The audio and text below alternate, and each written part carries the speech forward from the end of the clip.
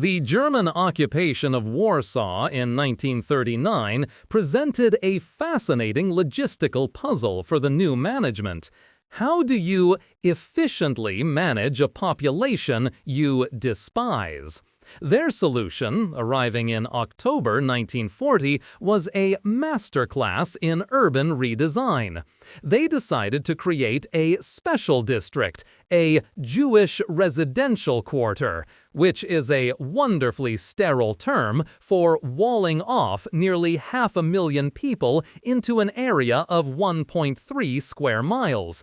That's about 7 or 8 people per room, for those keeping score. It wasn't a prison, you see. It was just a very, very exclusive neighborhood with a strict no-exit policy and a rather depressing architectural style. Building this exclusive community required some serious construction. A 10-foot-high wall topped with barbed wire spanning 11 miles. The Nazis were nothing if not thorough. They even invoiced the Jewish community for the construction costs.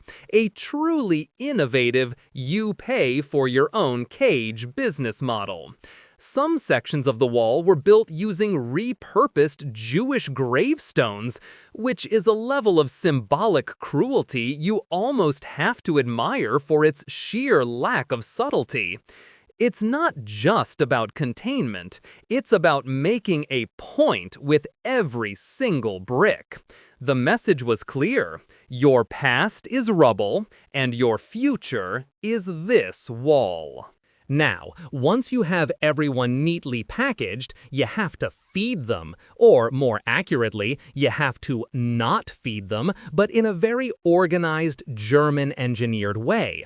The official daily ration for a Jew in the ghetto was set at a meager 184 calories. Let that sink in. That's a small apple and a slice of bread.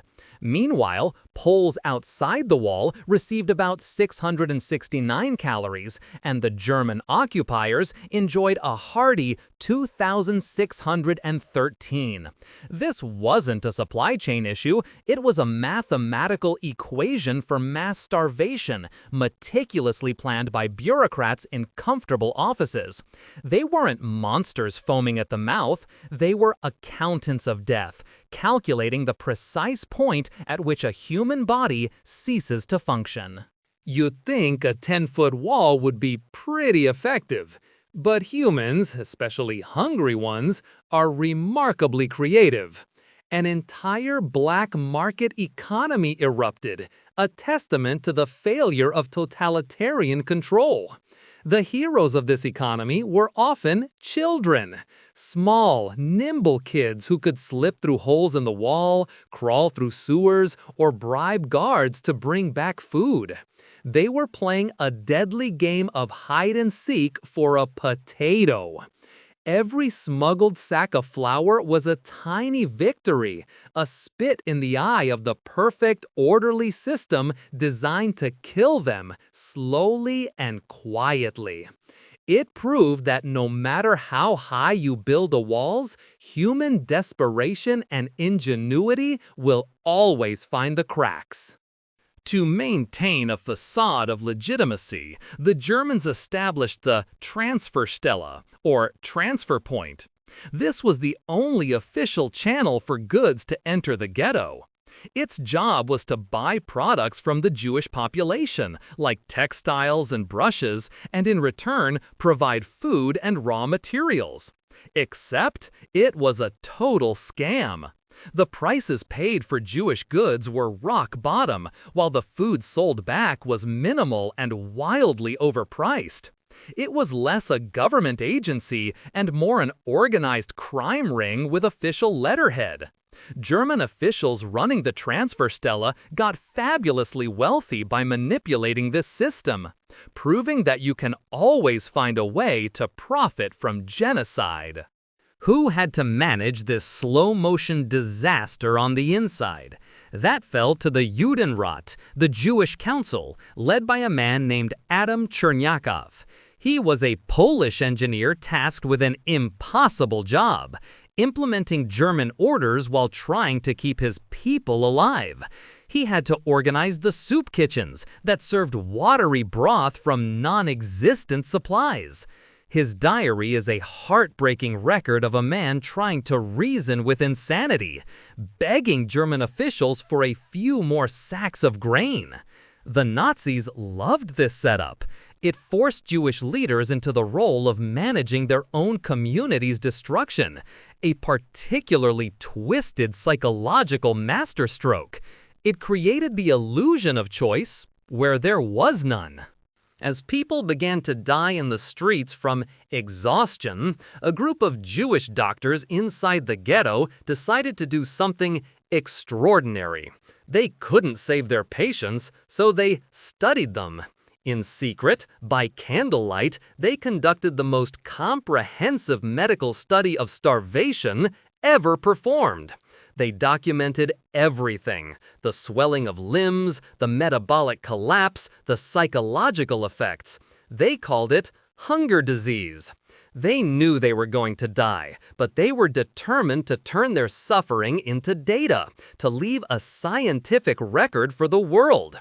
It was their final act of defiance, using the tools of reason and medicine to document the consequences of pure, unadulterated hatred. You might think that under these conditions all human activity would grind to a halt. You would be wrong. In the midst of starvation, the ghetto had 5 theaters, secret orchestras, and underground libraries. People would trade their last piece of bread for a ticket to a concert. A historian named Emanuel Ringelblum created a secret archive, the One-Egg Shabbat, burying thousands of documents in milk cans so the story wouldn't be lost. It's a baffling, beautiful human contradiction. The body is failing, but the mind demands poetry, music, and history. Apparently, starving a people is not the most effective way to make them forget who they are. Quite the opposite, in fact. With official food supplies being a cruel joke and smuggling being a death sentence, some residents turned to agriculture. Except their farms were tiny patches of dirt in bombed-out courtyards, window boxes, and balconies.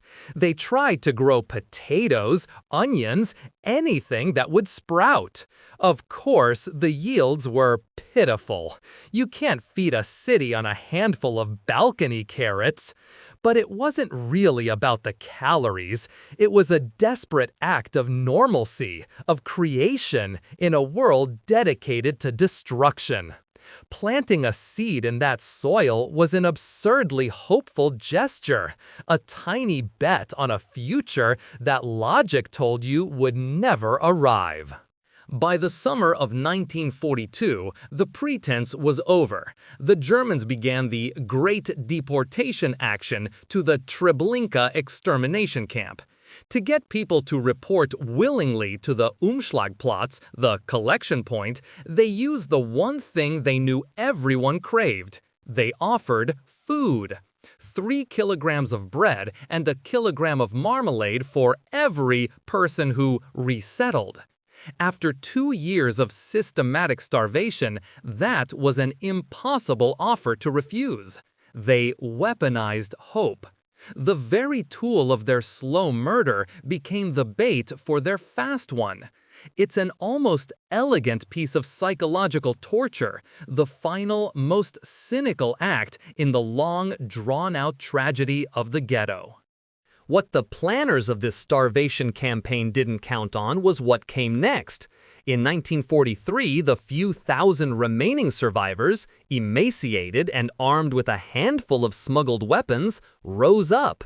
They held off the German army for nearly a month.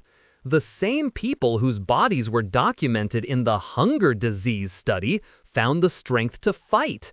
And those milk cans buried by Emanuel Ringelblum? They were recovered after the war. They contained the diaries, the poems, the data, the truth. In the end, the meticulous German records of administration were countered by the meticulously gathered records of defiance. The bureaucrats calculated calories, but they completely miscalculated courage. If you enjoyed this video, please like, comment, and subscribe to our channel for more historical insights. Thanks for watching, nerds!